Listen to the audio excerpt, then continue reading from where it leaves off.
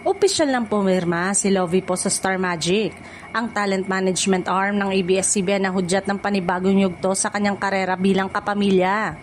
Maraming fans ang natuwa sa kanyang pagbabalik at agad na nagtrending ang balita sa social media. Kasabay ng kanyang pagpirma, usap-usapan na rin ang nalalapit niyang pagbabalik sa telebisyon sa pamamagitan ng isang bagong serye ng Kapamilya Network. Bagamat hindi pa ibinubunyag ang lahat ng detalye, mataas na inaasahan ng publiko sa kanyang susunod na proyekto. Ayon sa mga ulat, isa si Lovie sa mga artistang inaasahang magbibigay ng panibagong kulay sa primetime lineup ng ABS-CBN. Kilala ang aktres sa kanyang husay sa pag-arte at sa natatangi niyang karakter na tumatak sa mga manonood. Marami ring tagahangang nagpahayag ng kanilang excitement at nagsabing matagal na nilang hinihintay ang pagbabalik ni Lovie sa paggawa ng teleserye. Naniniwala silang mas marami pang magagandang proyekto ang naghihintay sa aktres bilang bahagi ng Star Magic.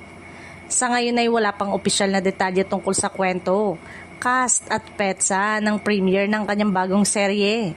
Gayunpaman, patuloy nang tumitindi ang pananabik ng mga manonood habang hinihintay ang opisyal na anunsyo mula sa ABS-CBN. Sa muling pagbubukas ng panibagong kabanata sa kanyang showbiz career, marami ang umaasang muling mapapanood si Lovie po sa isang proyektong tiyak na magpapakita ng kanyang galing sa pag-arte. Abangan ang mga susunod na anunsyo tungkol sa kanyang inaabangang pagbabalik sa Kapamilya Network.